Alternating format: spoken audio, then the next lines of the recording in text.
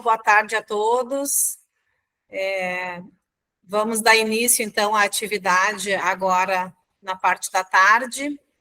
Eu vou pedir autorização para que seja gravada a apresentação e a fala da doutora Lisiane, que vai estar conosco aqui na sala, junto com os profissionais do IB Saúde, assim como comunidade em geral. Eu agradeço, eu sou a Maralice, sou psicóloga e estou aqui no IB Escola, construindo esse segmento da educação no Instituto. Agradeço já de primeiro ao apoio do IB Saúde para a realização dessa atividade, né, que foi uma solicitação, uma demanda do IB Social na pessoa do gerente Guilherme, que trouxe essa contribuição, né, do IB Social para os profissionais, para a qualificação dos profissionais, junto com o IB Escola, junto com a Atenção Primária de Porto Alegre, da PS POA Coordenadoria Oeste, né, na pessoa da coordenadoria, a Deise, na nossa coordenadora operacional, a Kelly. Então, já agradecendo, né, os parceiros que possibilitaram, né, que a gente criasse esse espaço de qualificação tão importante, né, que nós vamos poder usufruir, né, e estar nos capacitando e nos qualificando. A gente começou a conversar um pouquinho, eu e a doutora Lisiane, antes de começar, e assim já engata uma primeira, como eu digo, tu já vai deslanchando, né, porque vem perguntas e vem vontade, assim, né, de trazer, né, para a discussão e para esse espaço, todas essas perguntas que a gente tem, né? Quando eu recebi a proposta da doutora Lisiane, nos tópicos ali do conteúdo, vieram muitos pontos de interrogação, né? Eu achei interessante que é isso, que é um convite, né, para que a gente possa estar se qualificando, usufruindo da experiência dela e fazendo os links, né, com o que a gente vive. Então, a doutora Gladys Lisiane Mota é psiquiatra, médica psiquiatra, especialista em psiquiatria da infância e adolescência. Ela é mestre em psiquiatria pela Universidade Federal do Rio Grande do Sul, tem acreditação para aplicação do ADOS-2, Autismo Diagnostic Observation, pela Universidade de Barcelona. Ela tem capacitação para aplicação da escala Bailey de desenvolvimento e é terapeuta certificada pelo MIND Institute para Intervenção Precoce. Então, eu vou, antes de passar a palavra para a nossa palestrante, eu vou pedir que a Caroline Medeiros, que é vice-presidente financeira do IB Saúde e responsável pelo IB Social, que dê uma palavrinha para nós, antes de a gente dar início aos trabalhos. Não sei se ela já está na sala, Caroline Medeiros.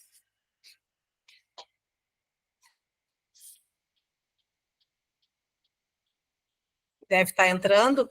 A proposta, então, de capacitação agora à tarde, a doutora Lisiane trouxe alguns pontos, tá? Então, o diagnóstico de autismo ao longo da vida, o que é transtorno sensorial, a importância do ambiente estruturado, situações de crise, né, o que não fazer, principalmente, e discussões de situações cotidianas, né? A gente teve um momento, eu estava comentando com a doutora Lisiane, no dia 2 de abril, em parceria com o Hospital São José do Norte, que eu comentei com ela, assim, como vem exemplos, né, como as pessoas participaram trazendo essas suas experiências e suas dúvidas, né, em relação ao manejo, à comunicação, né, principalmente o profissional que está na ponta, né, nas diversas categorias de serviço, né, da área da saúde, hospitais, UPAs, né, que a gente vai ter aqui na sala pessoas representando as categorias diversas, né, em que o IB está fazendo a cogestão.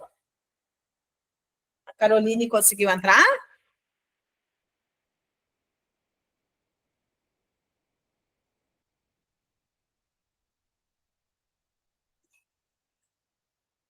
O pessoal está entrando aos pouquinhos, tem uns que estão com dificuldade de acesso. A gente teve uma situação também em relação às unidades de Porto Alegre de saúde, que eles têm uns filtros, né, de acesso, então algumas que a gente fez a inscrição individualmente, porque a plataforma não estava conseguindo abrir pelo computador, então o pessoal também conseguiu se inscrever agora na última hora. Enquanto a Caroline se conecta, eu vou passar a palavra para o Guilherme, que eu comentei, que é o gerente do IB Social, que trouxe essa contribuição, né, essa necessidade de estar falando, e o IB Social foi o gatilho, né, para a gente construir essa atividade. Então, enquanto a Caroline se conecta, eu passo a palavra para o Guilherme, que é o gerente do IB Social, para estar trazendo uma palavrinha para nós. Guilherme. Mas, pessoal, tudo bem? Então, o autismo ele está no calendário do IB Social nesse mês de abril, né, pela primeira vez, né? E hoje com uma grande adesão aqui no nosso grupo. E eu gostaria de agradecer ao IB Escola, que quando foi proposto essa capacitação sobre o tema, a escola prontamente se movimentou e fez acontecer, né? E está fazendo acontecer no dia de hoje. E com uma grande adesão. E isso é muito importante, tanto para a melhora do nosso atendimento, quanto para o conhecimento da nossa população. Então, fica aqui o meu agradecimento ao IB Escola e a Gladys, né? A Gladys, desculpa. Certo, estamos com a Caroline Medeiros, então, na sala. Eu já passo de pronto a palavra para ela, que é vice-presidente financeira e responsável pelo IB Social. A gente teve uma palavrinha, a Caroline, do Guilherme, que é o gerente do IB Social. Então, contigo a palavra. Então, boa tarde, pessoal. Em nome do IB Saúde, boas-vindas aos participantes dessa capacitação que nós vamos ter hoje sobre o autismo. O Guilherme já deve ter, então, como a Maralice disse, falado um pouquinho pelo IB Social, e eu acrescento as palavras dele que essa capacitação é uma iniciativa do IB Escola, junto da PS de Porto Alegre e do IB Social. Apareceu uma coisinha aqui para mim na tela.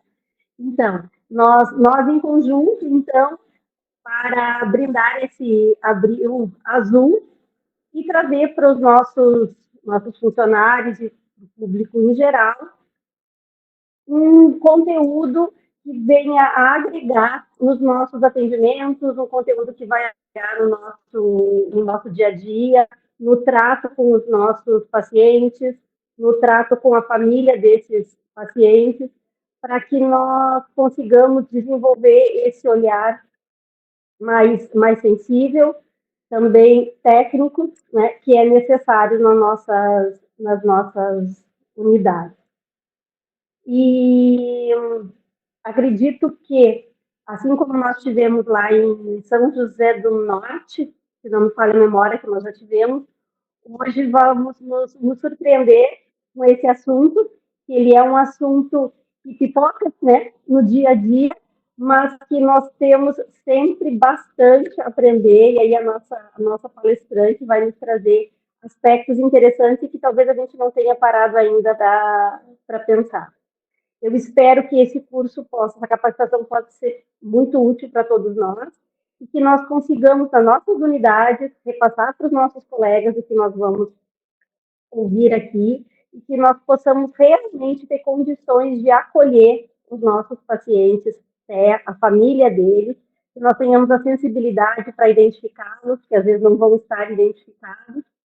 E, Maralice, se tu me permite, eu diria que indo um pouco além só da questão do autismo, para todas as outras deficiências, né, que não têm talvez que não tenham esse CID, mas que tenham, às vezes, não necessariamente um CID, mas que a gente perceba que essa pessoa precisa de uma atenção especial, que a gente possa, né, como saúde, como porta de entrada, como emergência, como hospital, em que lugar nós estivermos, nós consigamos ter esse olhar empático para esse público que, se vem procurar uma unidade de saúde, né, não é porque ele está bem, então ele está precisando, além do cuidado médico, ele está precisando ser bem recebido.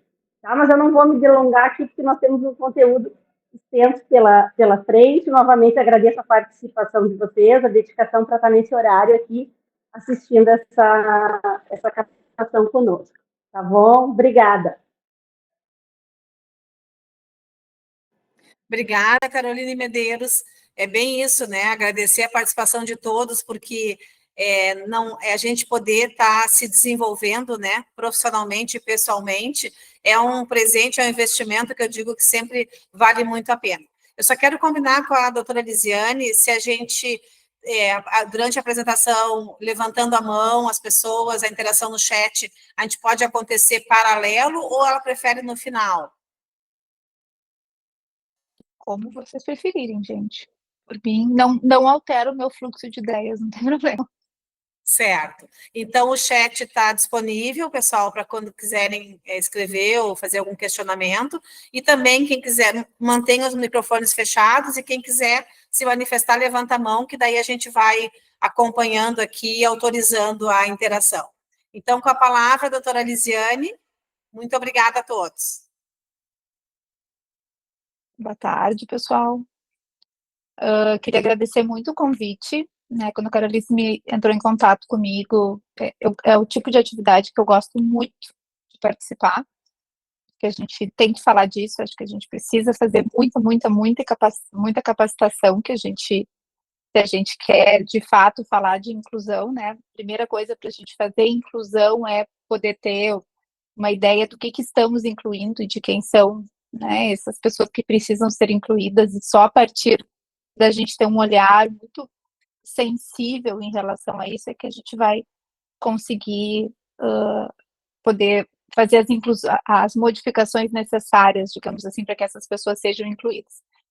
O tema autismo, gente, é um universo que começa e não tem fim, né? Então, eu trouxe algumas coisas que eu acho que são importantes numa primeira conversa, até para a gente adequar a linguagem e ter uma adequação do que nós estamos falando, né? Então, transtorno do espectro autista não é um diagnóstico que a gente pode ir lá pegar um checklist, né?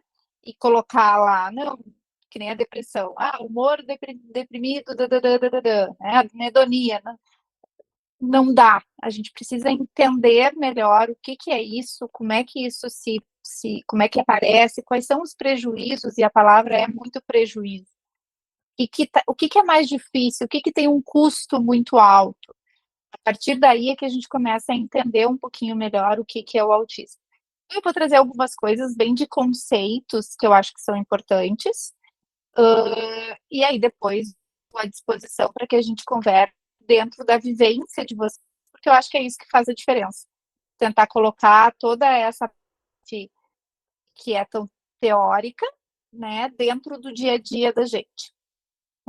Eu sou médica psiquiatra, né, sou especialista em infância e adolescência.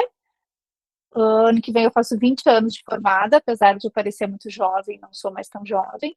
Eu brinco, né? Me dei conta esses dias que eu faço 20 anos de formada. Sempre trabalhei muito com psiquiatria e sempre quis fazer psiquiatria infantil. Tive uma outra vida antes, em que eu brinco, em que eu estudava transtorno de humor bipolar na infância, fiz meu mestrado nessa área, coordenava a residência de psiquiatria infantil do Hospital Materno Infantil Presidente Vargas. Então, sempre gostei muito dessa parte clínica. E aí eu sempre começo falando de autismo, falando um pouquinho de mim, porque senão não faz sentido na minha cabeça, né, do que eu vou falar, porque não tem como dissociar eu, Lisiane, a pessoa que eu sou, e eu sou essa pessoa, e que nem eu brinco, eu gosto de ser essa pessoa, então eu começo falando um pouquinho de mim. Pode passar, por favor. Eu digo assim, que antes de falar de autismo, a gente tem que entender como é que eu vim parar aqui, né? Como é que eu virei uma especialista em desenvolvimento, uma especialista, e hoje faz 5 anos que eu estudo autismo, um dia sim e o outro também, né? Porque esta coisa linda, que é o meu filho, então com 2 anos teve diagnóstico de autismo, e aí eu digo, né, o que uma psiquiatra infantil faz com o filho autista, a gente vai estudar, porque uma das coisas que eu me dei conta é que eu não sabia o que fazer com meu filho, apesar de ter uma psiquiatra infantil, apesar de nunca ter alguma recuperação na minha vida, então eu sempre fui uma pessoa que gostou de estudar, eu gosto muito de estudar. Quando a gente teve o diagnóstico do B, meu desespero não era o diagnóstico, era não saber o que fazer para ajudar o meu filho.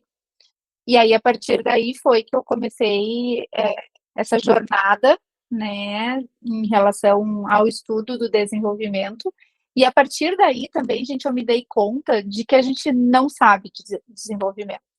A gente não aprende na faculdade de medicina sobre desenvolvimento. A gente tem ideia de marcos do desenvolvimento, aquele que vem lá, a gente estava falando antes, né?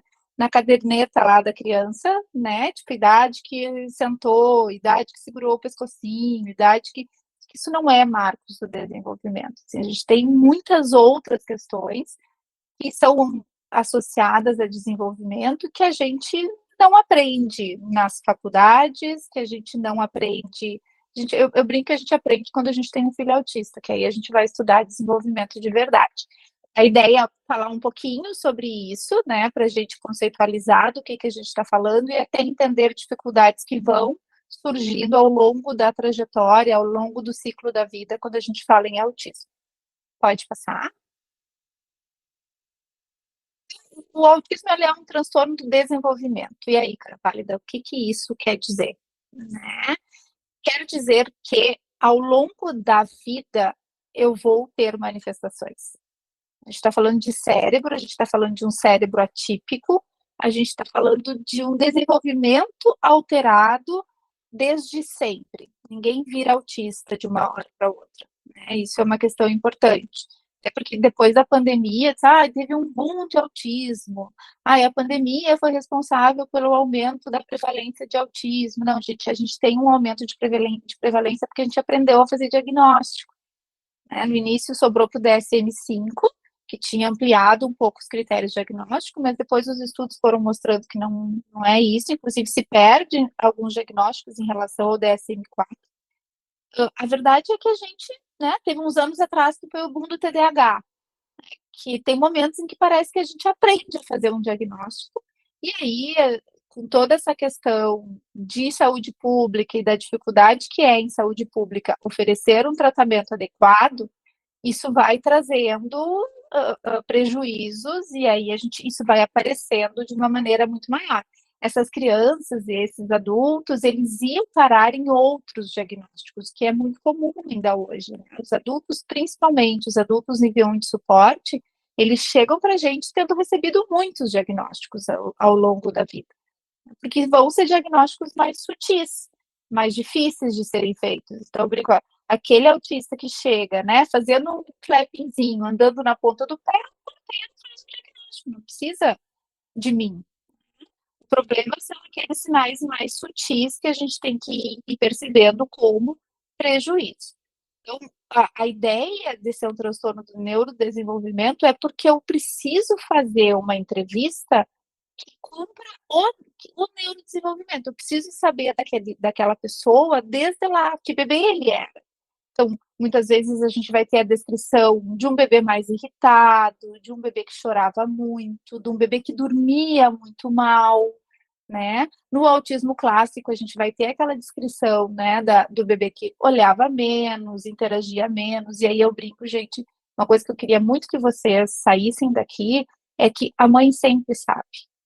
Isso é uma dor das famílias, assim, né? Porque eu recebo muitas famílias que passaram por 1, 2, 3, 4, 5, muitos profissionais, em que as mães foram invalidadas, foram chamadas de malucas, porque, não, mas olha só, o autismo é um transtorno do compartilhar, é como eu compartilho com o outro, não é só o olhar, né?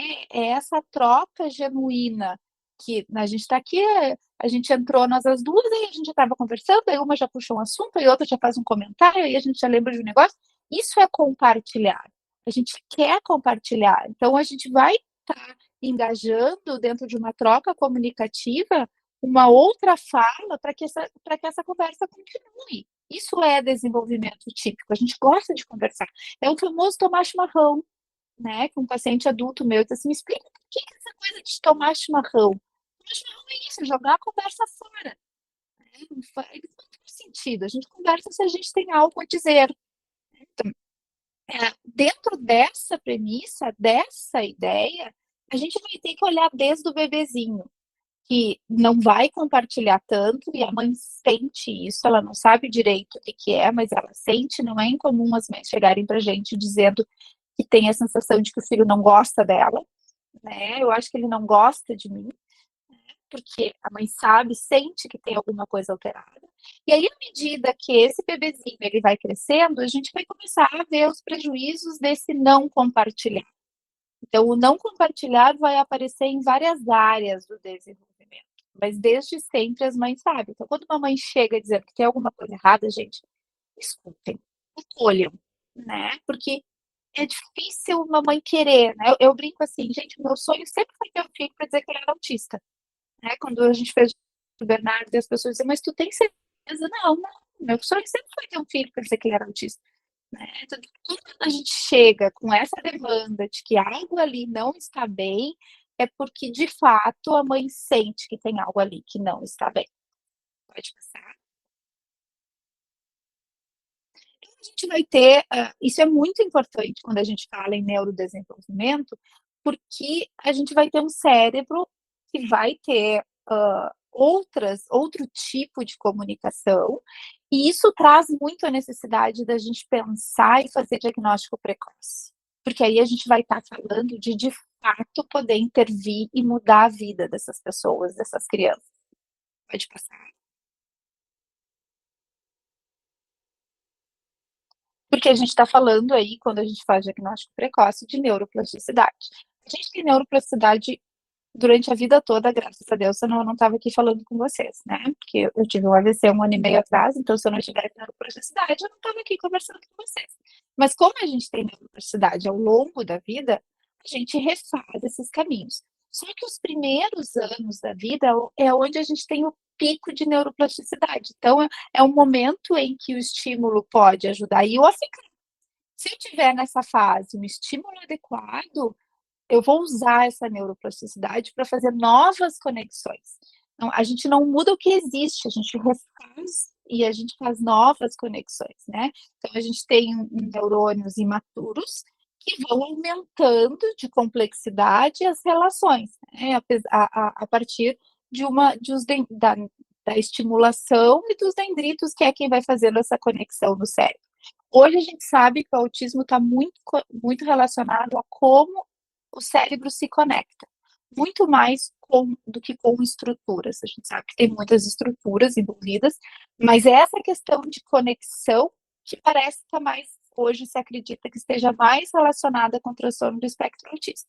A gente sabe que nós temos uma série de fatores de risco, né? É uma doença que nós sabemos que tem todo um envolvimento genético, mas que é poligênica. Nós temos hoje mais de 100 genes associados ao transtorno do espectro autista, mas tem muitas questões ambientais que também estão envolvidas. Então, por exemplo, o meu sonho de consumo de uma noite de verão, e sonhar a gente sonha, é acompanhar bebês de risco, porque a gente já sabe quais são esses riscos.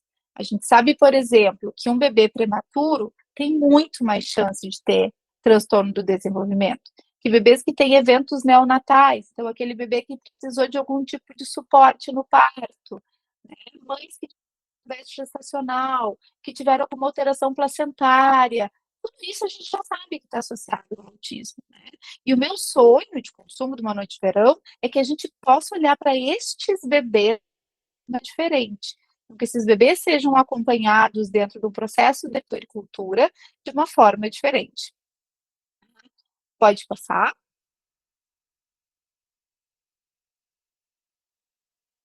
A gente sabe, né, que existem fatores que estão envolvidos nas respostas ao tratamento, né? E isso aqui foi uma coisa que eu pensei muito quando eu tive o diagnóstico do meu filho, né? Porque eu pensava assim, a primeira coisa que eu pensava é que ele tinha 2 anos, né? Hoje eu acompanho bebês de 4 meses, né? A gente tem começado intervenções, a gente tem acompanhado os irmãozinhos dos nossos pacientes, dos nossos pacientinhos, porque o maior fator de risco para autismo é tu ter um irmão autista, né? Então, tipo, eu tenho um pai muito engraçado, que ele largou o bebê na minha frente com 4 meses e disse, Lizzie, ele é autista até que se prove o contrário, dá o teu jeito, né?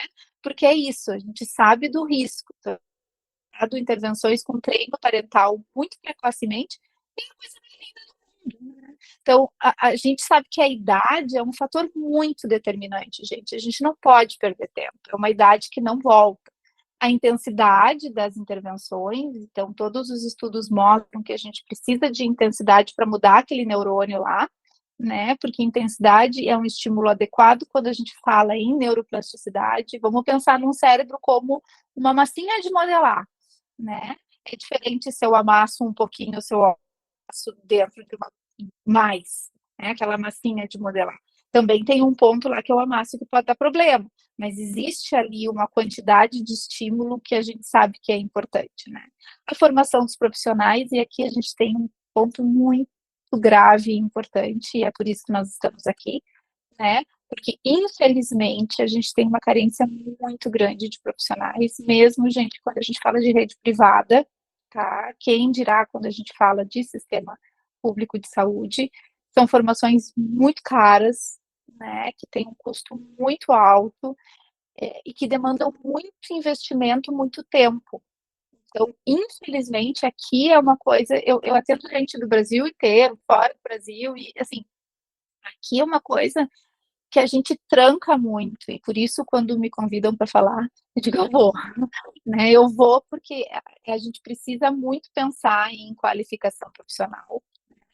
O envolvimento da família é um outro fator muito importante. Não existe tratar autista sem treino parental, sem os pais entenderem o que está acontecendo, sem os pais serem orientados de como proceder dentro de um comportamento XYZ, e eu estava falando isso para a Alice antes, que atrapalha as famílias, a gente, não é o autismo.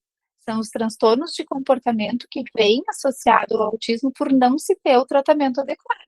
É isso que atrapalha. Se a gente vai lá nos critérios diagnósticos, comportamentos agressivos, né, comportamentos autolesivos, eles não estão dentro do diagnóstico. Eles acontecem porque a gente não está tendo uma intervenção comportamental adequada. Um envolvimento da família é fundamental para a gente evitar que essas questões aconteçam e o potencial da criança, né? E aí aqui eu brinco sempre, né? Aqui é onde a gente não pode mexer muito. A gente sabe que a gente vai ter quadros mais graves, crianças que toda criança sempre vai ter potencial, e é por isso que a gente precisa escolher muito bem o que a gente vai trabalhar e onde é que a gente vai estar, qual é o potencial que a gente vai estar explorando daquela criança, mas de todos esses fatores, o que eu não consigo de fato mexer é no potencial da criança. Então, eu vou ter crianças que vão ter comorbidades com síndromes, né, com deficiência intelectual, que a gente sabe que vão ter uma resposta diferente, vão ter uma resposta mais lenta, vão ter um ritmo de aquisição mais lento, mas é o único fator que eu não consigo alterar. Os outros todos eu preciso garantir, né? A gente precisa garantir os outros fatores para que as nossas crianças sejam adultos funcionais. Pode passar.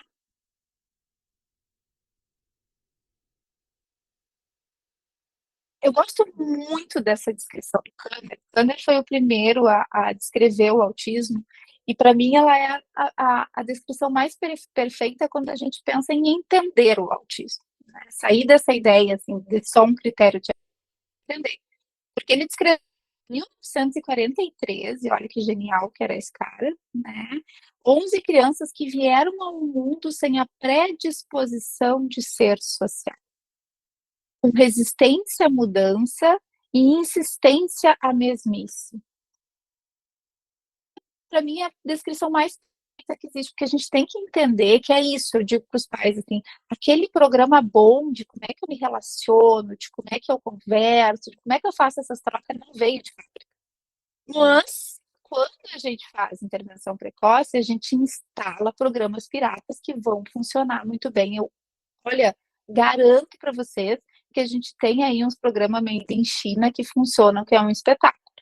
Essa ideia do que essas pessoas, do que essas crianças, elas não entram ao mundo com essa predisposição de socialização, ela é importante, porque vem desde uma ideia de não faz, a uma ideia de faz com prejuízo ou com custo muito alto. Então, eu vou fazer quando aquilo é muito do meu interesse.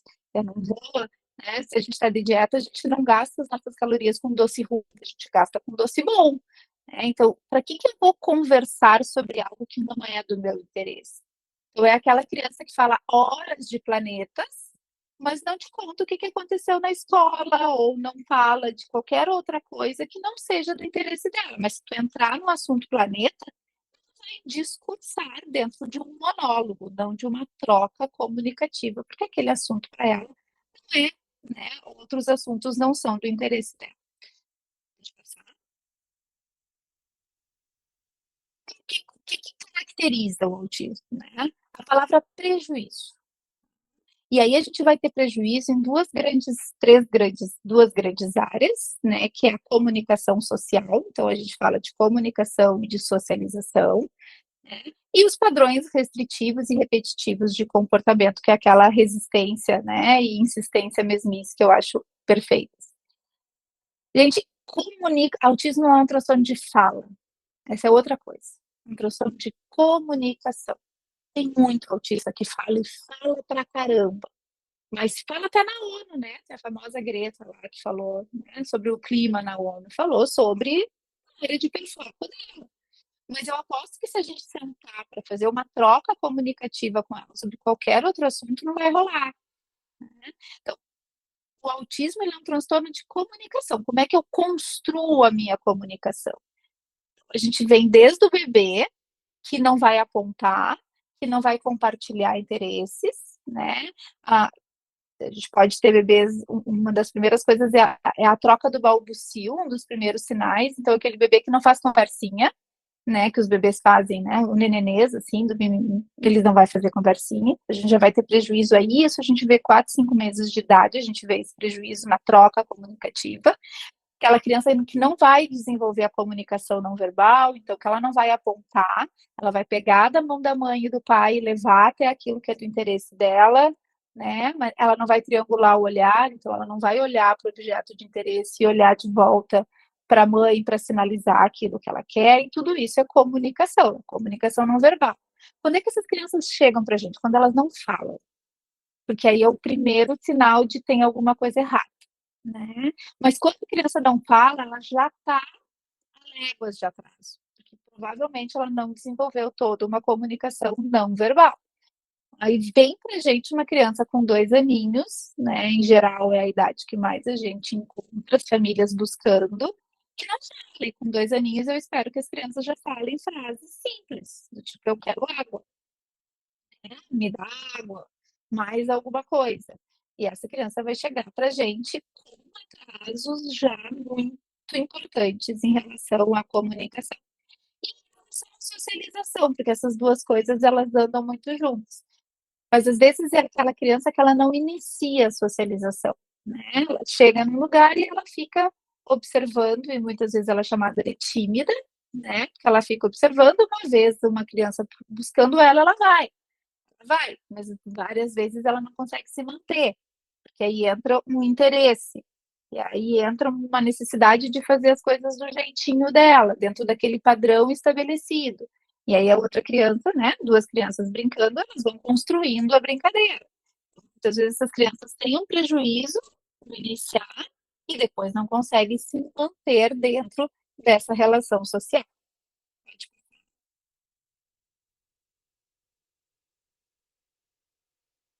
Se a gente for pensar ao longo da vida, né? Quanto menor o indivíduo, mais importante é a observação. Quando a gente fala em bebês, em crianças pequenininhas, a gente precisa, eu brinco assim, eu preciso ir para o chão com essas crianças, né? Preciso sentar no chão e brincar. Porque a observação é muito importante, porque na observação é quando a gente vê esse prejuízo na reciprocidade. Então, aquela criança que olha menos, que não mantém o olhar, que olha mais para o brinquedo do que para mim, que se interessa muito mais no brinquedo do que em mim, né? Então, eu vou sentir essa reciprocidade alterada. À medida que esse indivíduo vai crescendo, a história clínica vai ficando muito importante. Por quê? Porque é um transtorno do desenvolvimento, eu tenho que ter prejuízo desde sempre. Se eu pego um autista nível 1 de suporte, esse autista, né, levinho, né, que essas crianças fazem mais imitação. E a imitação é a base do aprendizado de toda, não só da raça humana, mas de todas as espécies, né? Tipo, que tem raciocínio, eu olho e imito. Então, quando a gente pega um nível forte, ele vai escolher um colega, as meninas principalmente vão escolher uma amiga e vão imitar, e vão adquirindo repertório. E isso vai trazendo para a vida. Então, quando chega lá na fase adulta, eu tenho um repertório que pode ser restrito, que pode ser o mesmo, e em situações diferentes daquilo que é o meu repertório, eu não vou ter essa condição, mas a história passa a ser muito importante para que eu faça o diagnóstico. E aí tem uma escala que chama DIR, que é uma escala de entrevista com os pais, né, que perpassa toda a história, são 60 e tantos itens, que vai passar toda a história clínica para o diagnóstico. Pode passar. E a gente está falando de um espectro, né, que a gente vai falar desde níveis muito leves, esses nível 1 de suporte, que faz imitação e que a maior parte dos diagnósticos vão vir na adolescência e início da vida adulta, né? A adolescência é um marco, porque a gente sai do 1 para 1. Quando a criança é pequena, ela brinca muito no 1 para 1. Na adolescência eu entro no grupo, e aí as regras do grupo mudam, a comunicação muda e fica muito mais difícil. Então, esse diagnóstico do leve, ele vai ser muito mais visível quando eu entro na adolescência, no início da idade adulta, até aquele autista severo. Todos eles, mas parece que não é a mesma coisa. Se a gente for ver a base lá, a intenção sociocomunicativa, dificuldade de comunicação, mas Liz, como é que tu vai ver isso numa criança de 6 anos? É aquela criança que chega da escola e não consegue relatar o que aconteceu. Como é que foi a aula? Boa. Mas o que tu fez? Brinquei. Mas que aula tu teve? Não sei, né? Foi na casa da vovó. O que vocês fizeram? A criança não consegue construir uma narrativa do que aconteceu. Então, aquela criança que vai brincar de uma forma repetitiva, porque ela não sabe criar uma nova história, né? Isso vai acontecer, esses prejuízos, eles vão acontecer dentro do espectro de várias formas. E aí a gente diz que se a gente tiver uma sala com 100 crianças autistas, eu vou ter 100 descrições diferentes. Mas eu vou ter prejuízo nessas áreas. E isso é importante quando a gente pensa em diagnóstico ao longo da vida.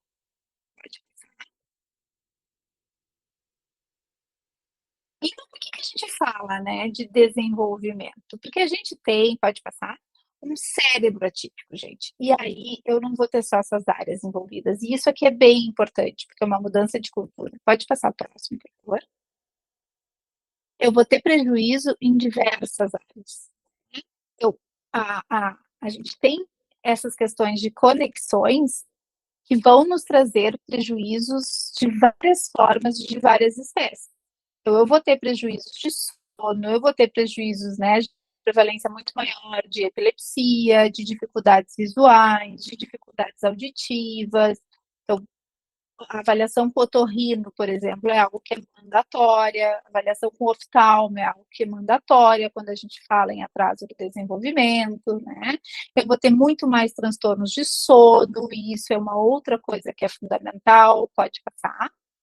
Porque dormir, gente, é fundamental quando eu falo em aprendizado. E eu vou ter muitas questões do corpo, muitas questões sensório-motoras, né? Mais uma pequenininha, que vamos olhar ali, o pezinho já, né, pra dentro, aquele pezinho chato, aquele joelhinho que vai se encontrando. Isso porque as nossas crianças, elas têm um tônus mais baixinho de tronco.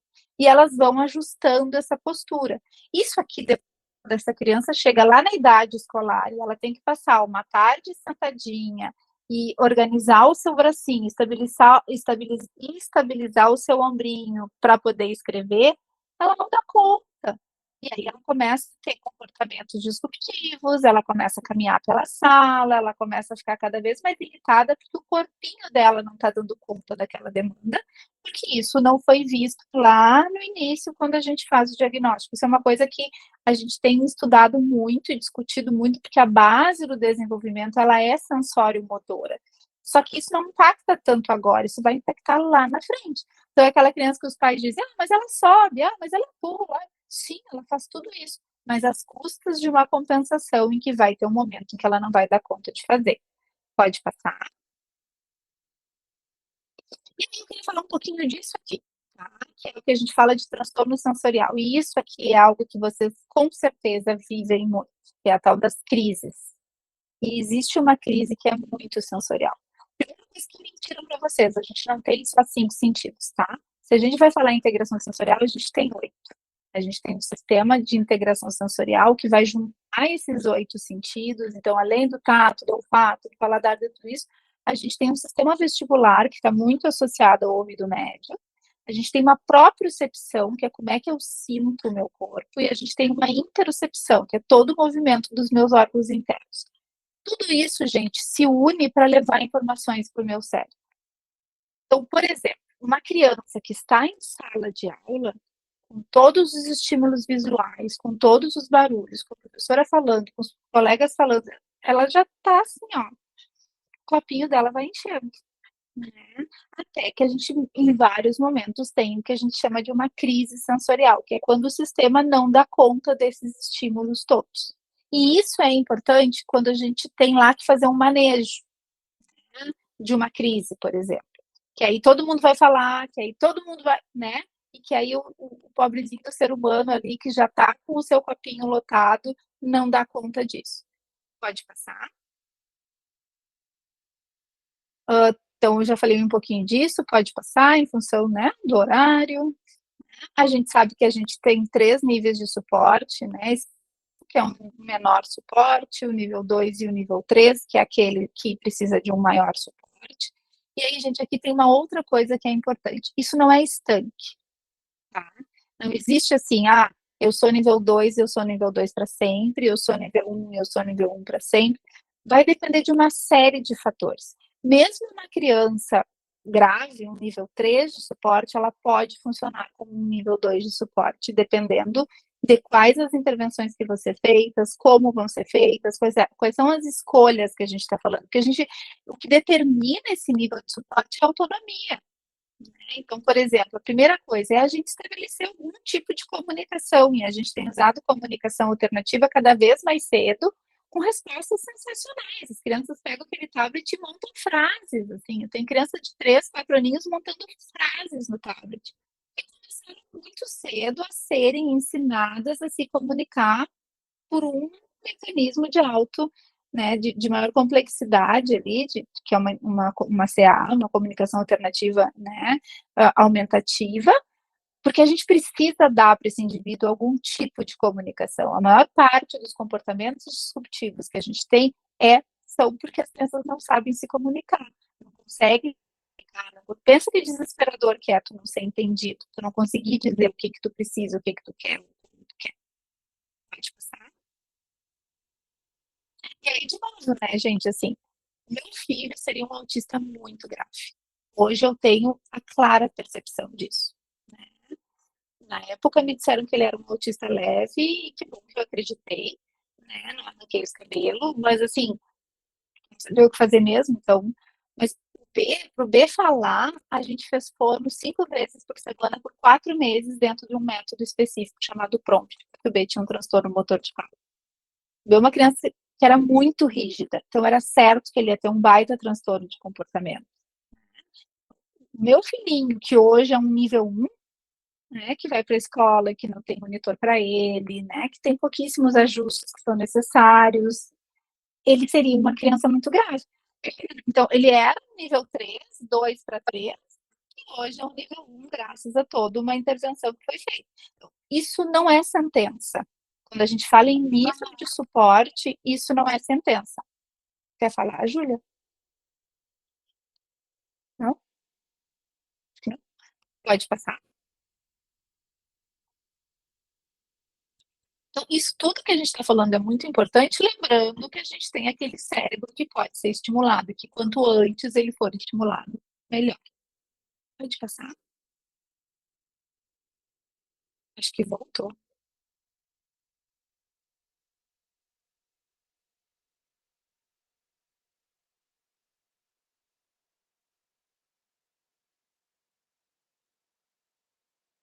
Volta.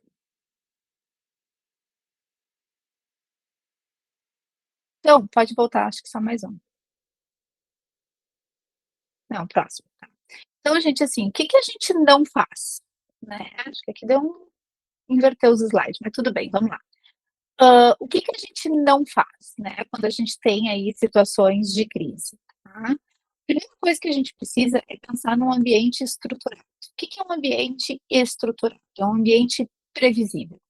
Lembra que a gente falou lá daquele critério B, de um padrão repetitivo, né, da insistência mesmice. O que que isso quer dizer?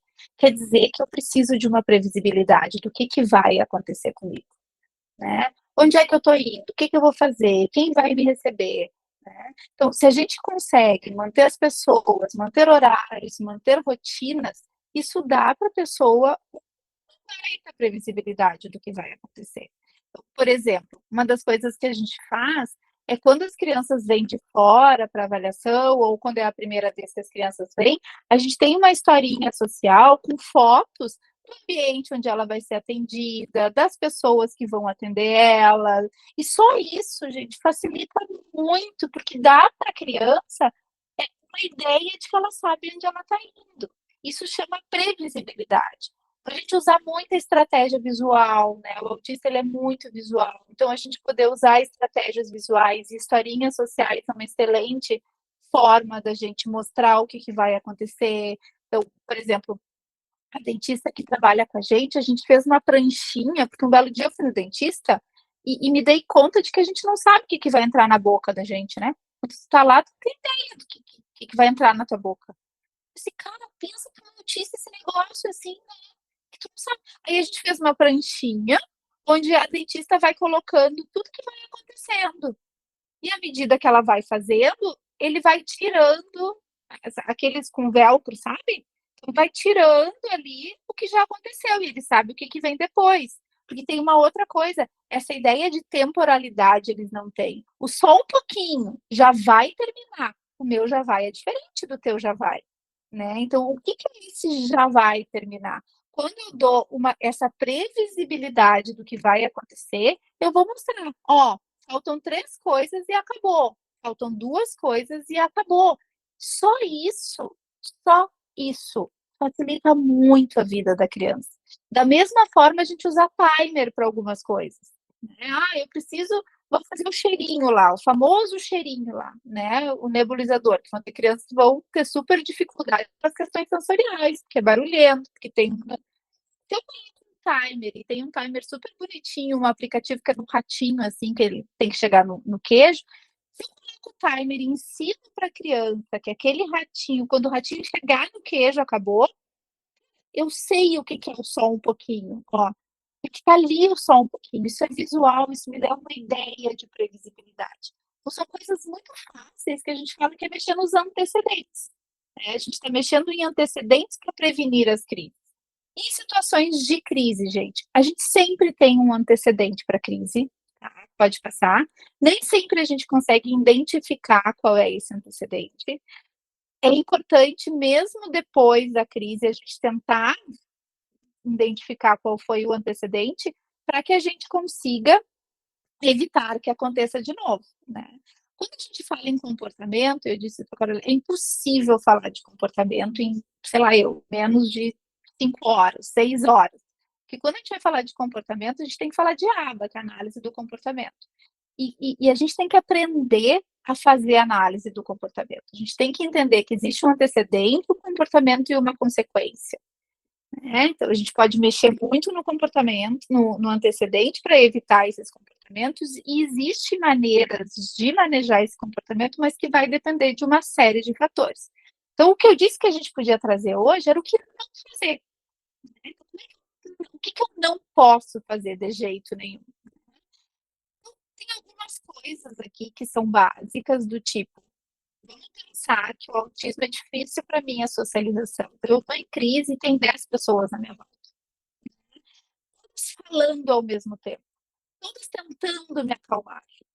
O autismo é uma transtorno de comunicação. Lembra lá daquela parte lá do sensorial? Pensa o que é uma pessoa que está em crise, né? Ter 10 pessoas falando ao mesmo tempo. Então, a primeira coisa é a gente poder tentar retirar essa pessoa do lugar. De levar ela para um lugar com menos estímulos, sempre garantindo, obviamente, a segurança, né, que não tenha perigo de ela se machucar, né? A gente evitar conversar, e isso é uma das coisas mais difíceis, porque a gente adora uma conversa para acalmar as pessoas, né? A gente adora acalmar as pessoas com uma conversa, mas aqui essa coisa do conversar pode gerar uma piora cada vez maior da crise. Então, a gente evitar o conversar, né? Entender, para entender o que aconteceu naquele momento, pode ser, uma pessoa em crise ainda pode ser muito difícil fazer, mesmo vamos pegar um autista não verbal que tenha essa condição, vai conseguir construir toda essa comunicação, né? Então, a gente fala o mínimo necessário. Se a gente entender o antecedente, por exemplo, né? O Joãozinho tinha uma consulta às 2h, 2h20, e a consulta do Joãozinho ainda não aconteceu, e o Joãozinho começa a se agitar. Se eu entendi que o Joãozinho está agitado porque está atrasado, e eu posso chegar e dizer para ele, Joãozinho, eu entendi que tu tá chateado porque está atrasado, né? E eu posso oferecer alguma coisa que possa ajudar ele a se distrair, por exemplo, né? Porque só dizer só um pouquinho não funciona. Eu vou conversar lá com o médico, eu vou ver quanto tempo falta para ele te atender. Ou quem sabe tu passa aqui com a enfermeira, vamos medir a tua pressão, vamos fazer outra coisa, né? Vou tentar tirar o foco daquilo que está incomodando ele. Então, a gente fala pouco e a gente fala coisas assertivas. Posso te ajudar de alguma forma? Né? Do tipo, tu quer ir para um outro lugar? Posso te oferecer um copo de água? Tu gostaria que eu chamasse alguém? Né? Tem alguém? O que nessas horas tu pode fazer para te acalmar? Quando tu fica assim agitado, o que em geral tu faz? Tu prefere ficar sozinho um pouquinho? Tu quer que a gente te deixe sozinho? Desde que, obviamente, garantido a segurança, né? E cada um também vai se acalmar de um jeito. Pode passar.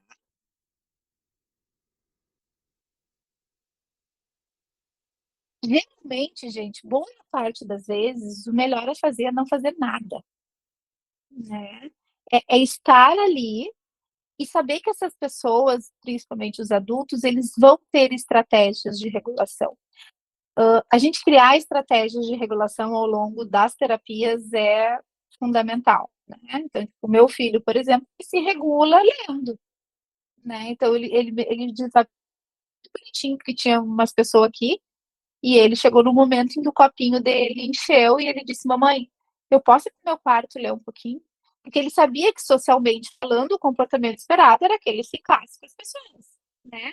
Mas já tinha dado. Então ele chegou e disse, eu posso ir para o meu quarto ler um pouquinho o meu almanaque, né? Que tinha comprado na Amazon Prime. Pode, filho, pode ir ler o teu, né? Então ele vai, ele lê um pouquinho, o copinho dele diminui lá o estímulo e depois ele volta. Isso não veio de graça, gente. Isso foi muito trabalhado e muito ensinado para que ele desenvolvesse todas essas estratégias e hoje ele tem estratégias de regulação emocional. Mas, por exemplo, correr é uma boa estratégia, né? Muitas crianças correm, outras crianças pulam, outras crianças pegam aqueles fit toys, né? Amassam coisas. Desenhar, às vezes, é uma estratégia. Pode perguntar, Fernanda. Oi, turma. Lizzy, deixa eu te perguntar, e talvez, claro, tu me perdoa se eu não usar os termos corretos, porque eu não tenho, assim, nenhuma situação próxima, né? Então, te peço antecipadamente. Tu tem todo o benefício da ignorância, pode perguntar. Obrigada. Lizzy, esse comportamento que lá em casa a gente chama de acabou a minha bateria social, ele é um comportamento natural, normal, assim, de uma pessoa, como que chama? Seria neurotípica? Ou ele é um comportamento exclusivo, assim, das pessoas que apresentam esse, no caso, o autismo, né, isso, autismo, isso. É uma coisa que tu consegue identificar numa pessoa, assim, neurotípica, ou tu só identifica no autismo essa exaustão da bateria social, tipo, eu não suporto shopping lotado, não estou aqui fazendo diagnóstico, estou dando, assim, exemplos, né? Meu filho não suporta um shopping lotado, tem horas que olha e diz, ai, pelo amor de Deus, eu preciso ir para casa, não quero mais ver ninguém, não quero mais falar com ninguém, chega. Em que circunstâncias isso acontece? O que a gente pode observar? Todos nós temos, né? Todos nós temos aquele sistema sensorial, gente. Isso é uma coisa importante, né? Eu digo assim, da mesma forma que todos nós temos um limiar convulsivo, se botar todos nós dentro de uma sala com uma música alta e uma luz piscante, em algum momento todos nós vamos convulsionar, né? Quem tiver o menor limiar convulsivo vai convulsionar antes, mas isso é algo de formação da gente, é uma coisa genética. Então, todos nós temos aquele sistema sensorial lá, né? No autismo, aquele sistema é muito alterado em mais de 90% das nossas crianças. Aí a gente tem um transtorno de integração sensorial, a forma como essas informações chegam no cérebro é alterada, mas todos nós temos. Então, sim, né? Isso é muito individual. Tem gente que não consegue entrar numa loja cheia de gente, com um monte de gente falando, né? Tem gente que não consegue interagir com muitas pessoas por muito tempo, e cansa, porque vem aquela coisa de que parece que me gastei, né? Então, o que a gente tem que levar em conta é sempre prejuízo. Para qualquer coisa que a gente fale, qualquer diagnóstico que a gente vai falar, gente, o que difere um desenvolvimento, por exemplo, né? Quando a gente fala de desenvolvimento típico e atípico, é o prejuízo. É do tipo, eu não consigo nunca, não consigo nem entrar no shopping, ou o tempo que eu fico lá no shopping é muito menor, ou eu saio de lá muito desorganizado e não consigo fazer mais nada o dia todo, né? Eu demoro para que a minha bateria volte, né? Ou por mais que eu esteja com uma pessoa que eu adoro, eu não consigo ficar, né? Então, a ideia é muito essa, do tamanho do prejuízo que a gente tem. Todos nós temos estratégias de regulação, né? Por exemplo, aquele mexer do pé, senta para esperar e mexe o pé, né? Ou mexe o cabelo, né? Tem gente que enrola o dedinho no cabelo, né? Ou rói a unha, né? Puxa a orelha, né?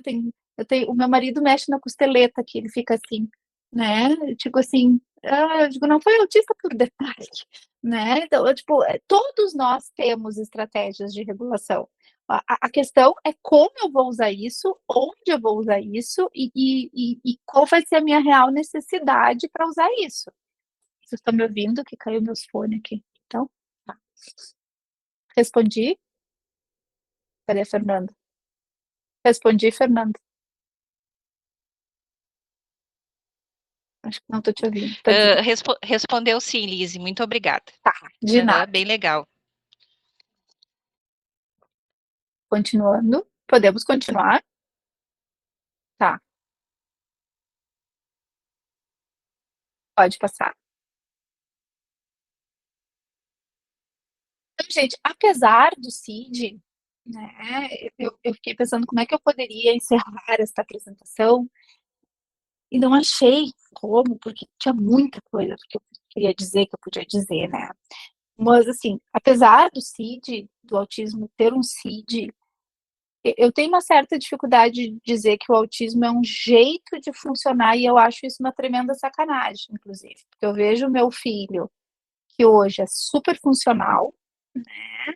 E todo o seu potencial, e vejo uma criança com comportamento autolesivo, por exemplo, né? E acho muito difícil que essa criança que tem um comportamento autolesivo, que se morde, que se tira pedaço, que não, esteja dentro do mesmo quadro clínico que o meu filho. Que hoje é uma criança, está bem, meu filho teve uma intervenção, né? Teve uma mãe que foi estudar, teve e continua tendo uma intervenção padrão ouro, enfim, graças a Deus a gente pôde fazer isso e eu pude fazer uma escolha de estudar. Mas eu sei que tem crianças que são muito graves e que vão ter um amontoado de CIDs. Mas hoje, quando a gente fala de um transtorno que tem uma prevalência de 1 para 36, a gente vai estar falando de muitas pessoas que vão, de fato, ser só diferentes, que vão ter um jeito diferente de funcionar. O diagnóstico, ele é protetor, principalmente quando a gente fala em adolescência e vida adulta. É fundamental que a pessoa saiba onde ela está se metendo, onde é que ela pode se meter, e se ela tem condições daquilo ou não.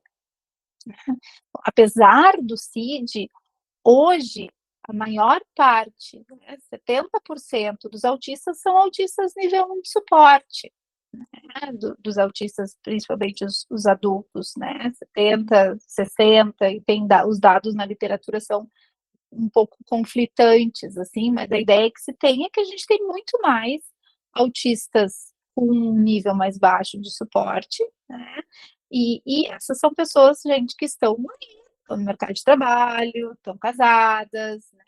É muito comum os pais trazerem as crianças para avaliação, né, e começarem a se remexer, e começarem a dizer, mas eu não sei o quê, mas eu sou assim, eu já brinco, nem vem que não é dois diagnósticos em um, é um de cada vez. Porque são pessoas que casaram, trabalham, têm filhos, superam as suas dificuldades. O transtorno de ansiedade é o transtorno comórbido mais comum no autismo, porque chega lá no momento em que eu percebo que tem alguma coisa ali que não está legal e eu não sei o que é. Então, o diagnóstico, ele é um fator protetor muito importante, e por isso a gente precisa trabalhar por isso. Era isso que eu tinha a dizer, gente. Agora eu fico aberta a vocês, as situações, o que vocês quiserem trazer para a gente conversar.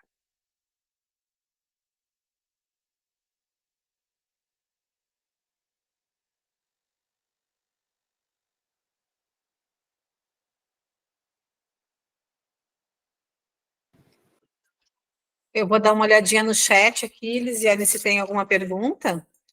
E o pessoal pode ir levantando a mão, ou né, quem quiser se manifestar, está aberto, e a gente vai acompanhar. A Fernanda? A Fernanda vai sair fazendo o diagnóstico, estou entendendo. Você sabe o que me sensibilizou muito? Eu pego o trem todo dia para vir de Novo Hamburgo para o centro, tá? E aí, em determinada ocasião, né, tinha uma mãe com uma criança, e ela estava com muita dificuldade, porque a criança parecia ser um nível de suporte 3. Olha que bonitinho, já estou falando até com termos, né? E assim, o que pareceu?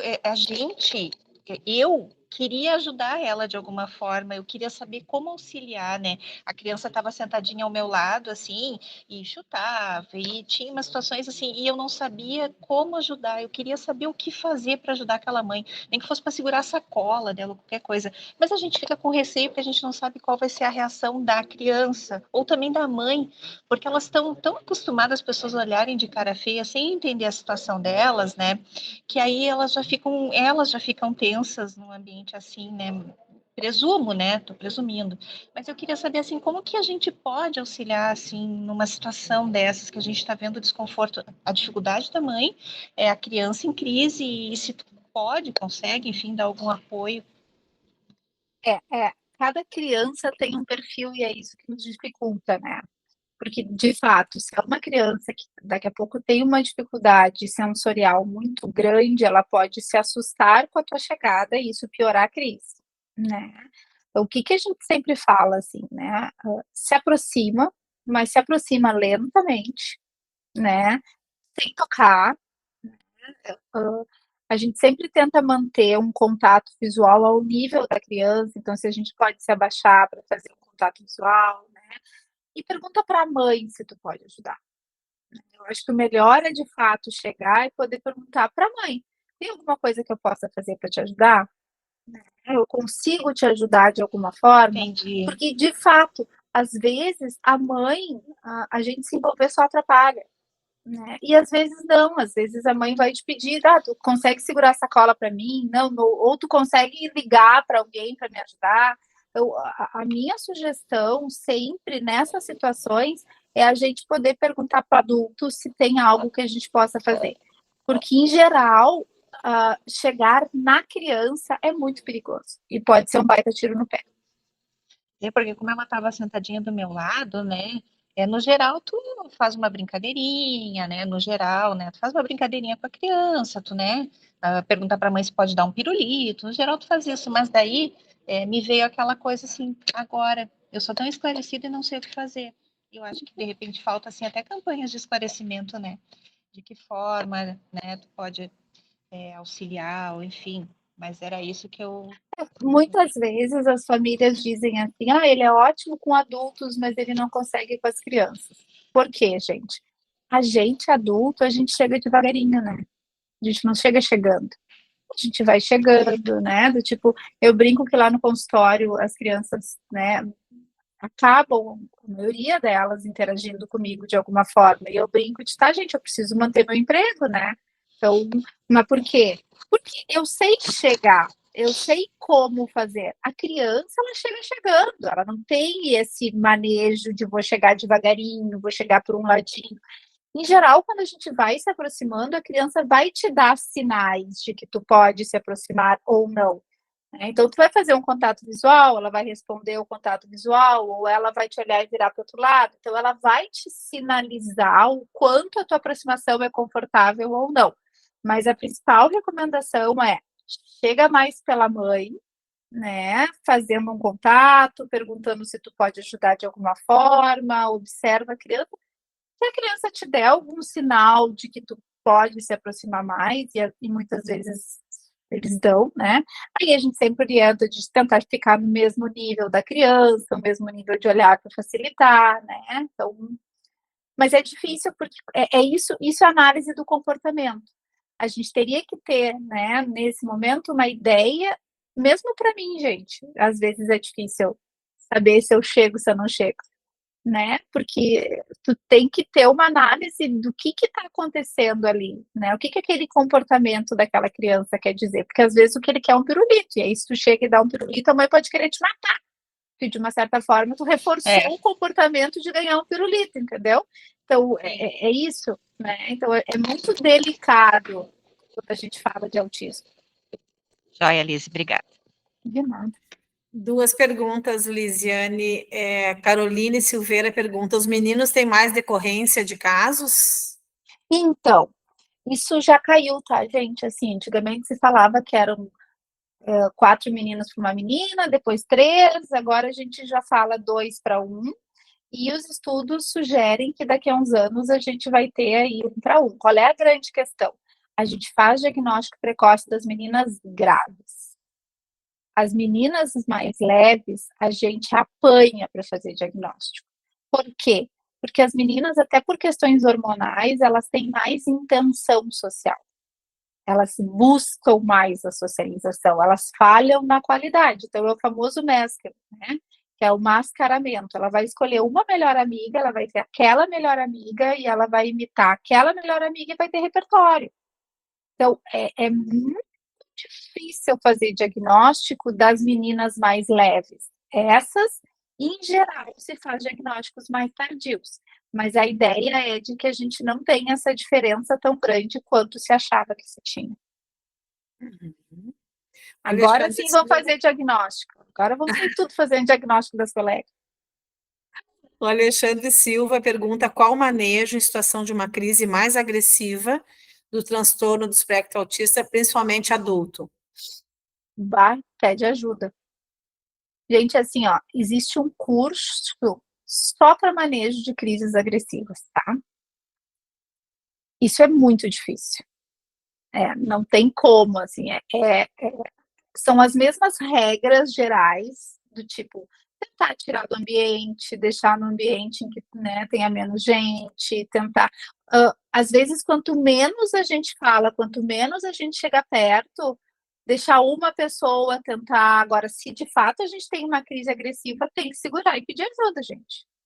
Né? E a gente vai ter que, infelizmente, ter uma conduta mais ativa para que ninguém se machuque.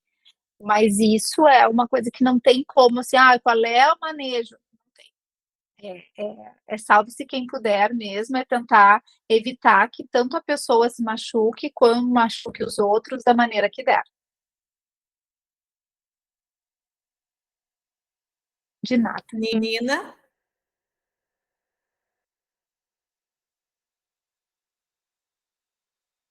Tá no mudo, Nina.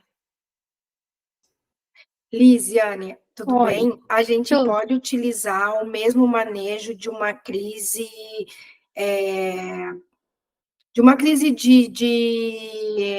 Ai, como é que a gente diz agora? Me fugiu o nome.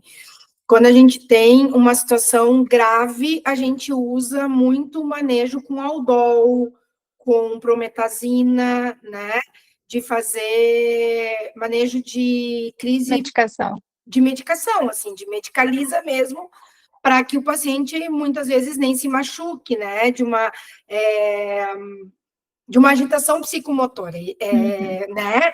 Quando tem esse tipo de crise, tinha me fugido o nome, de agitação na unidade, assim, a gente tem a orientação de fazer uso de algumas medicações que a gente tem de uso de emergência, né? Aldol, biperideno, prometazina. Pode ser utilizado, Pode. Até porque isso também ajuda ao próprio paciente ele não ter mais risco, né? Naquele momento até de se autoprovocar machucados, né? Uma coisa importante nessas situações é a gente avisar o paciente tudo que a gente vai fazer. Entende? Então, por exemplo, assim, tu disser para ele assim, olha, tu não tá conseguindo te controlar, a gente vai fazer uma medicação para te ajudar, né? Então, mesmo que ele diga, não quero, né? Ok, mas tu sempre informar o que tu tá fazendo, o que tu vai fazer, é importante para a gente ter, pensem sempre nessa previsibilidade, né? Quanto antes a gente conseguir atuar e de uma maneira mais previsível, a tendência é que menor seja a crise. Eu ia dizer que às vezes a medicação ela pode causar mais agitação, porque alguns pacientes eles têm o que a gente chama de um baixo registro proprioceptivo, não sentir muito bem o meu corpo, né? E esses pacientes, quando eles se sentem sedados, eles podem ficar mais agitados, mas aí não tem como a gente saber, né? Então, sim, no manejo de agitação psicomotora, tu pode fazer uso de medicação, deve, inclusive, né? Para proteger tanto o paciente quanto a equipe. É a unidade de saúde Rincão, em situação de crise em que a criança provoca automutilação, o que orientar os pais a fazer? Criança de 2 anos e meio que arranca os cabelos. Ah, gente, assim, aí entra no que exatamente por isso que a Carolice quer acontecer, né? Não tem, a gente precisa fazer uma análise do comportamento para entender ao que vem este comportamento, né? Se a criança faz isso porque ela precisa de atenção, se ela faz isso toda vez que ela leva um não, se ela faz isso quando ela quer alguma coisa, mas assim, a gente tem que orientar a família a tentar dar uma outra coisa para ela poder pegar na mão, por exemplo, né? Então, uma geleca, um pop-it, alguma coisa assim. E essa é uma criança que precisa de uma terapia comportamental, porque a gente precisa entender o que é esse comportamento. Quando a gente fala em autismo e tratamento de autismo, a gente não tem receita de bolo. Se eu pegar 5 crianças puxando cabelo, cada uma vai puxar cabelo por um motivo diferente, entende? Com uma função diferente. A gente fala em função do comportamento. Então, qual é a função daquele comportamento, né?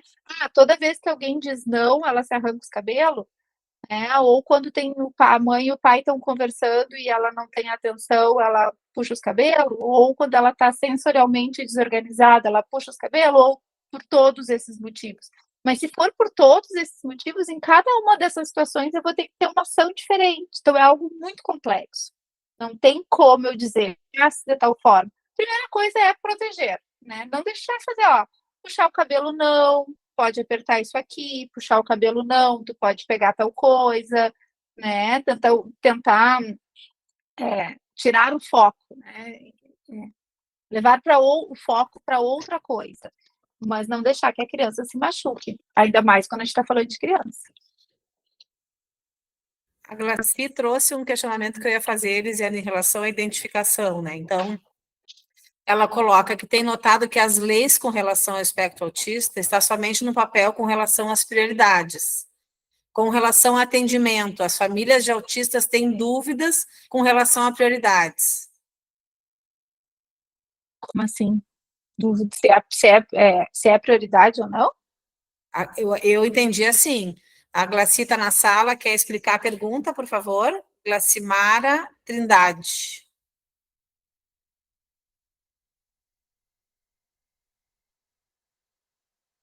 Se a pergunta é em relação a isso, sim, né, gente? Tem prioridade sempre, sempre, né?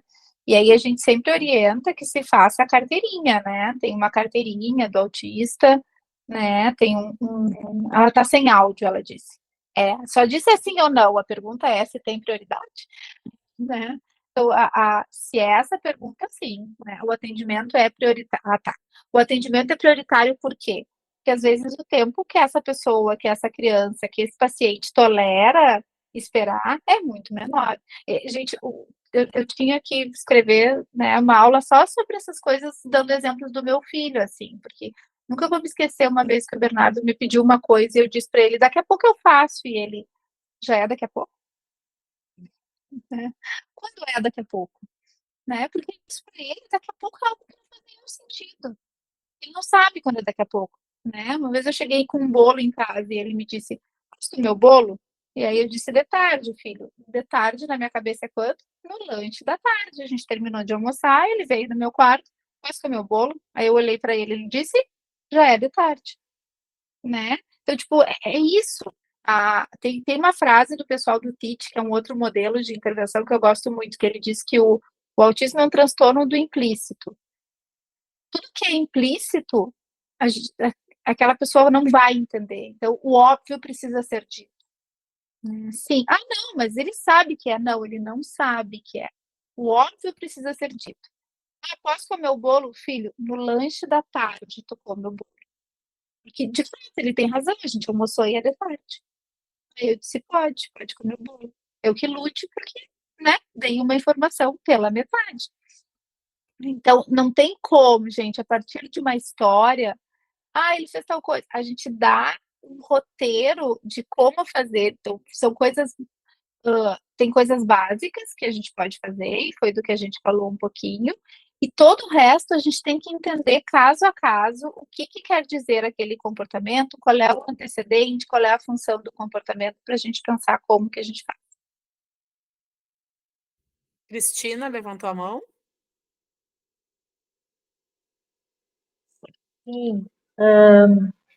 Eu queria te perguntar, Lisiane, assim, nós, enquanto profissionais do SUS, né, o que tu nos sugere, assim, de compartilhamento do cuidado, de encaminhamento, tanto para fazer o diagnóstico, quanto para fazer o acompanhamento dessas pessoas que estão no transtorno do espectro autista?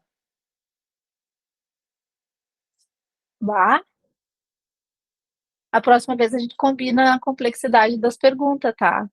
Então, assim, eu acho que uma coisa importante, gente, é a gente falar de diagnósticos precoces, porque isso muda a vida mesmo, tá?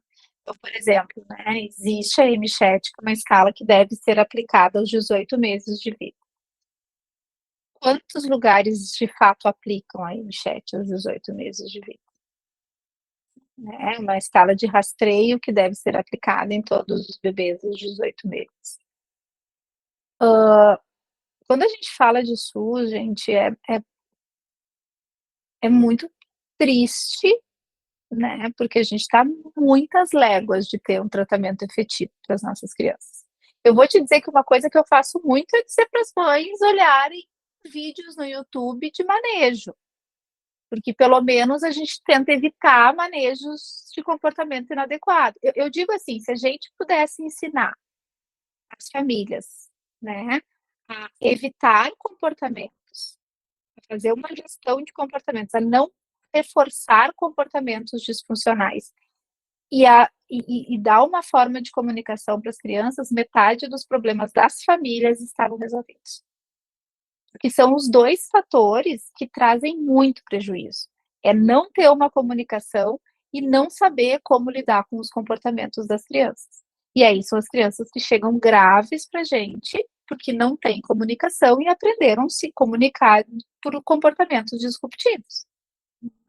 Então, eu sugiro muito para as mães, quando eu atendia em serviço público, eu sugeria, eu já tinha uma listinha, assim, de canais no YouTube para que elas pudessem seguir, né, para serem, para irem aprendendo, e é sensacional, porque aí as mães vão, elas entendem, é uma linguagem simples, e elas começam a, de fato, entender os comportamentos dos seus filhos.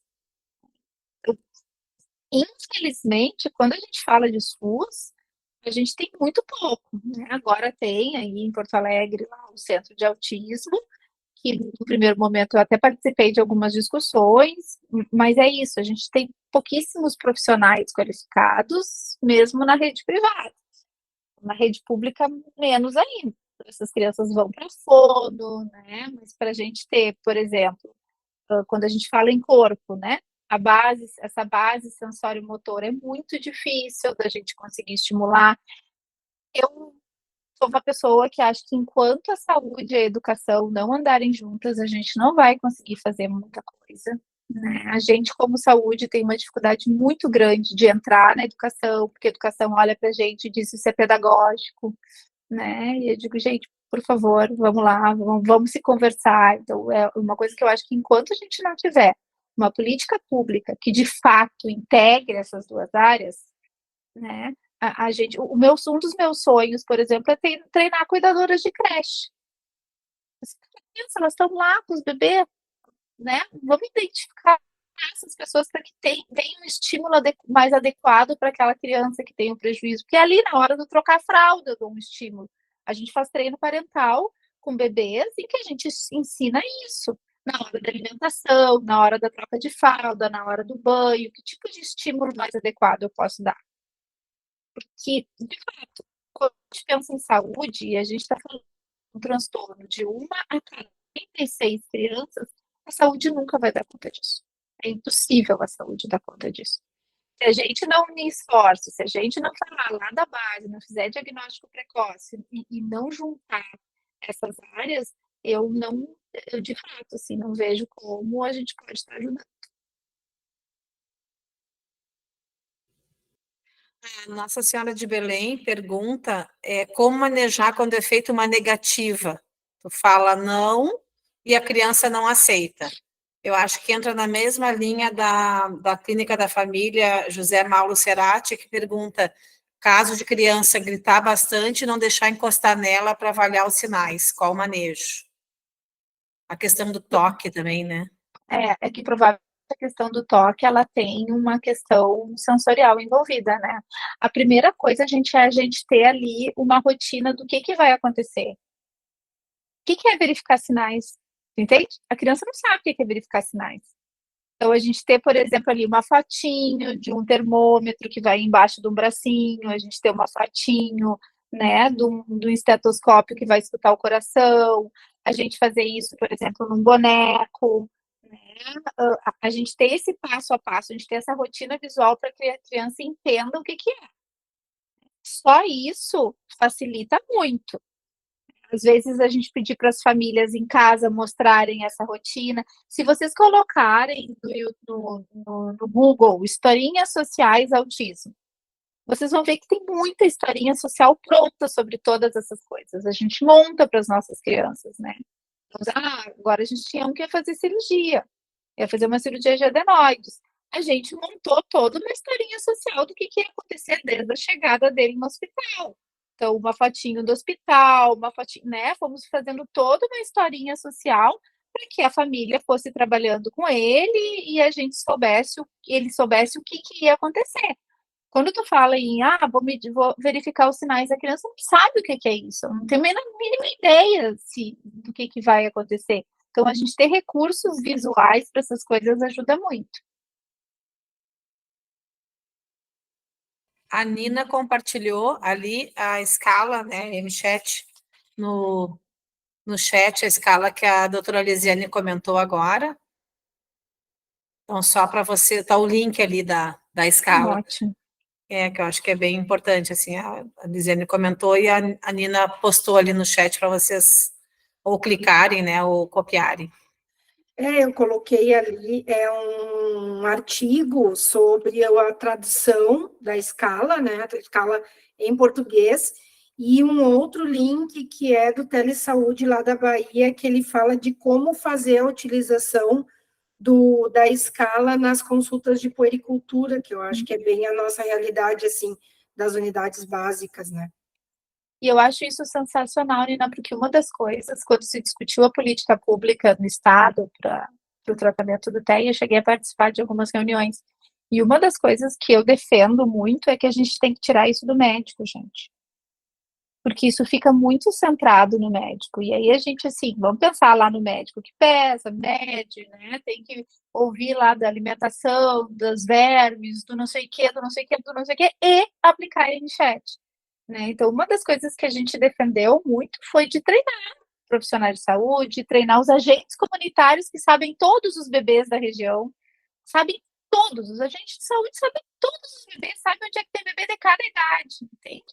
Porque é uma escala que, na verdade, ela é auto-aplicável. É que, muitas vezes, a população mais carente, ela não entende os termos, a terminologia da tradução da escala. Mas é uma escala que qualquer profissional pode aplicar. Entende? Então, acho que a ideia disso sair do médico aumenta muito, e aí está toda uma discussão, porque não veio na caderneta nova, né? Então tá toda uma discussão a respeito disso aí, tá todo um blá blá blá. E eu também disse assim, é uma pena, porque eu acho que tem outras coisas legais que vieram na caderneta, né? Mas eu acho que a gente poder ter isso em vários ambientes aumenta muito a chance de ser, de fato, ela ser aplicada.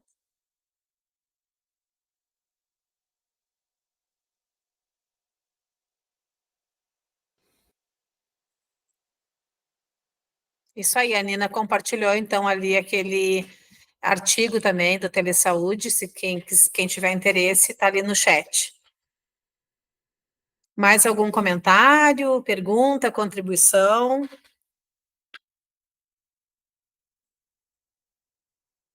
O pessoal da escola, a Vitória e a Carolina, está pedindo para preencherem o form para marcar a presença já há bastante tempo. O pessoal já está preenchendo. Acho que é isso, Lisiane, a gente tem, como tu disse, né, eu acho que cada tópicozinho daqueles que tu mandou ali, a gente teria uma tarde, né, para estar falando, porque são, né, conexões individuais, pessoais que a gente faz, são, né, se colocando no lugar onde está, né, o espaço que ocupa para poder fazer essas, né, essas ilustrações do que se vive, né, mas essas perguntas acho que são bem pertinentes, porque o manejo, né, e a identificação que eu tinha comentado que eu ia falar, é isso, assim, né, o quanto, o porquê, né, e o quanto o fato de ser novo, o fato de estar, como tu disse, assim, agora, diagnosticando agora, a gente poder estar evoluindo com isso, eu acho que também dá como é que assim, uma mexida, né, na questão de que forma lidar e de que forma manejar, mas eu acho que é importante. Acho que é uma coisa bacana, né, assim, da gente também estar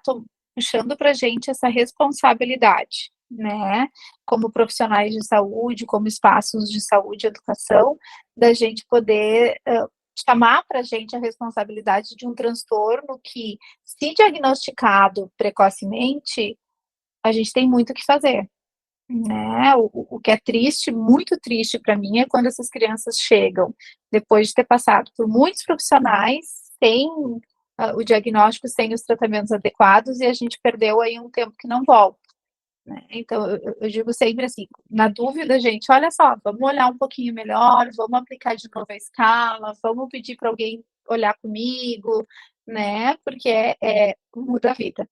De fato, o diagnóstico e a intervenção precoce muda a vida. Aqui em casa nós somos testemunhas disso, assim, né? Porque a gente tinha uma criança que teria um nível de suporte muito alto e que hoje está na dúvida se ele vai ser construtor de mapas ou se ele vai ser cantor, né?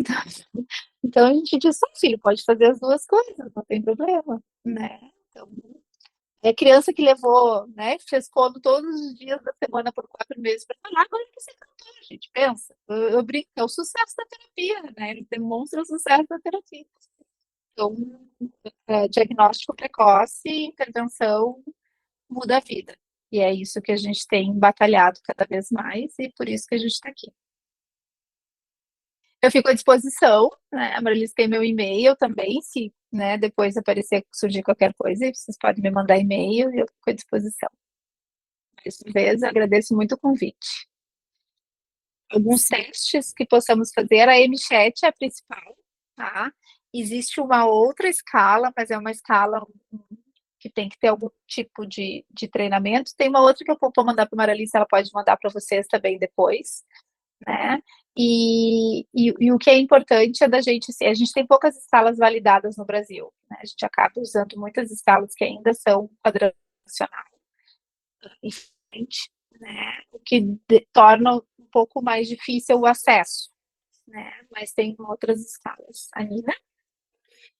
E fiquei agora aqui pensando que uma coisa que a gente poderia trabalhar, mas eu não sei, a escala ali, a MChat, ela fala de tu fazer entre 18 e 24 meses, mas não tem uma data limite.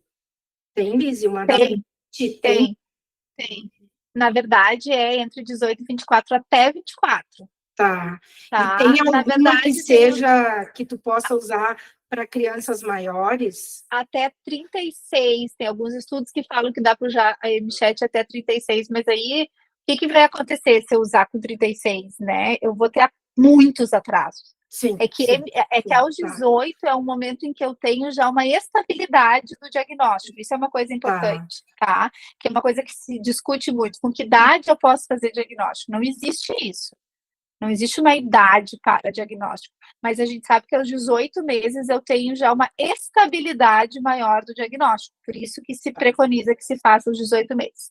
Tem uma escala que agora fugiu o nome, mas eu juro por Deus que eu vou mandar para a Carolice. Fugiu, sabe quando foge? Fugiu, foi embora. Né? Fugiu, foi embora.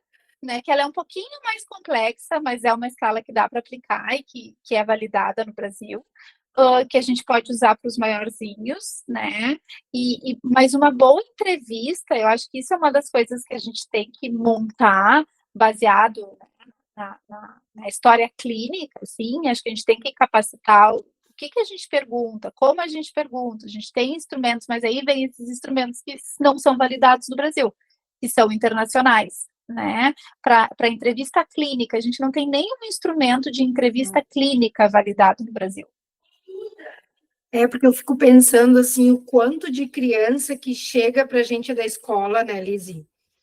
E aí a gente recebe aqueles relatórios, assim, da escola, já com indicativo, muitas vezes, a depender do grau, né, da problemática, às vezes com indicativo já da pedagoga ou da psicopedagoga da escola, já com um indicativo de diagnóstico, o que para mim até me deixa bem preocupada, assim, sabe? Porque também cria essa expectativa já do diagnóstico na família, nos pais, né? E que, mas aí é que tá, né, Nina? Mas aí é que tá, e que é o que eu digo sempre, né? A escola tinha que fazer avaliação formal do desenvolvimento, gente. Isso. Sabe? Porque o que acontece muitas vezes? Da escola chama os pais e ponto.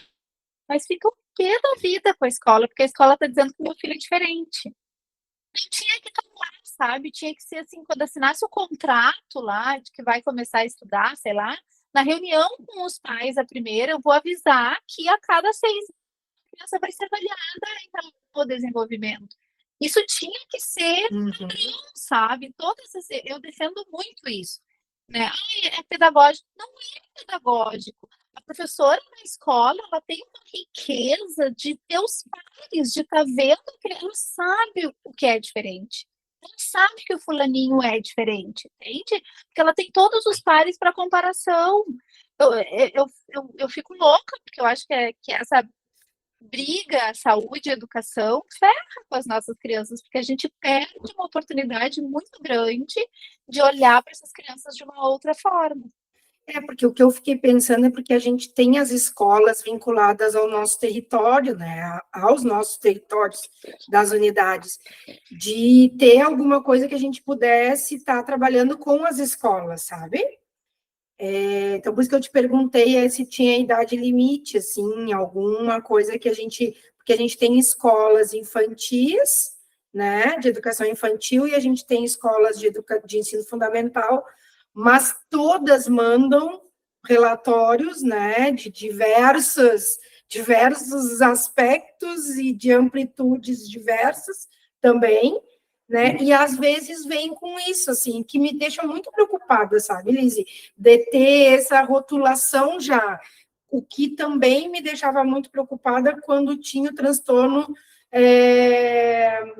de déficit de atenção, né? Que as crianças já vinham para a unidade todas com o diagnóstico da escola que tinham TDAH, né? Então, isso como tu disse, é uma coisa que a gente teve que correr atrás, agora a gente tem que correr atrás da questão do transtorno do espectro autista, e que as pessoas entram, parece que uma rodinha, assim, das coisas, sabe?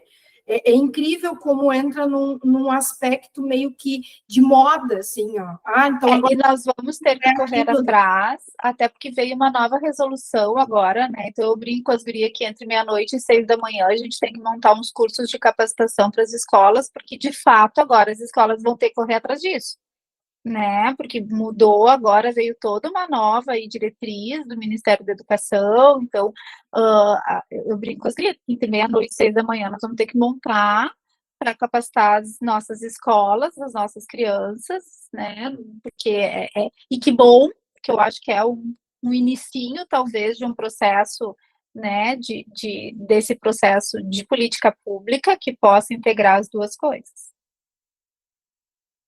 Alguém levantou a mão. A unidade Rincão levantou a mão, eu acho que o Marcos também quer falar, abriu a câmera. Vamos ver a Rincão. Boa tarde, Lisa. Eu sou a Fernanda, sou médica aqui da Rincão. E não, só mais para compartilhar um caso e talvez também uma angústia, né, que a gente atende.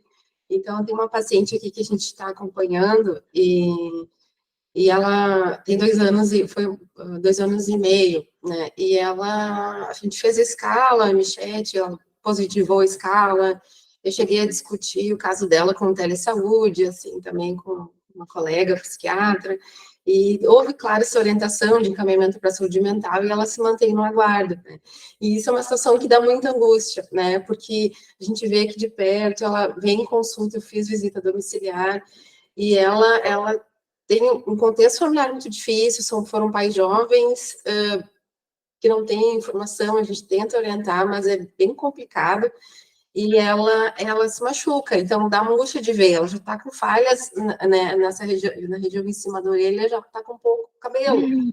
Isso, assim, de ver, assim, me dá uma angústia muito grande, né? Você fica querendo ali, e aí eles estão nesse aguardo. Então, eu fiquei interessada, você falou das páginas no YouTube, enfim, dos canais do YouTube, de repente orientar esses pais.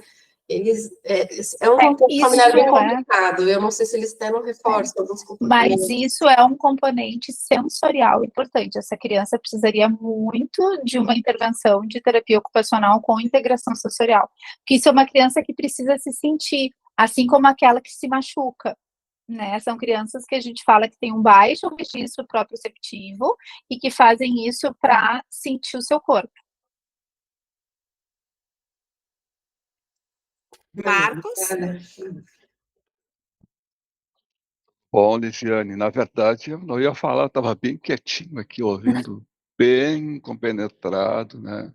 Eu sou avô de um menino com Asperger, agora avô de trigêmeos que nasceram na semana passada, né? Mais um neto ainda vindo em maio, super interessado no assunto. Eu queria ficar bem quietinho aqui, te ouvir até o final, tá?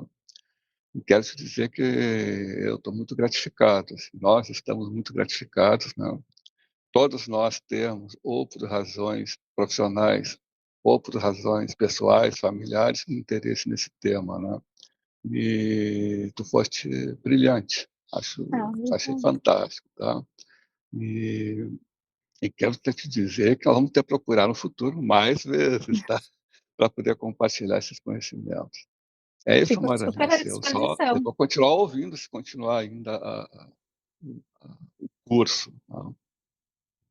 Bom, obrigada. Bom saber que a gente, de alguma forma, né, ajuda e traz. Para isso, eu brinquei, assim, eu recebi um áudio tão lindo de uma mãe esses dias, e aí eu disse para ela, assim, nossa, é para isso que a gente estuda a vida toda, né, para poder justamente fazer a diferença na vida das pessoas, né, e eu digo assim, você tem um filho autista para, de fato, hoje, né, eu digo, eu sempre gostei muito do que sempre adorei o que eu fazia, trabalhei na fase com menores infratores, era uma coisa que eu amava fazer também, sou uma pessoa um tanto quanto polivalente, assim, sou meio bombril, né, fiz várias coisas, mas eu acho que nunca me senti fazendo tanta diferença na vida das famílias e das crianças quanto eu me sinto hoje, quando a gente trabalha com diagnóstico e intervenção precoce, porque, de fato, a gente vê uma diferença, a gente vê uma evolução das crianças, e a gente vê uma coisa que eu digo assim, né, eu fui estudar para encontrar o meu filho,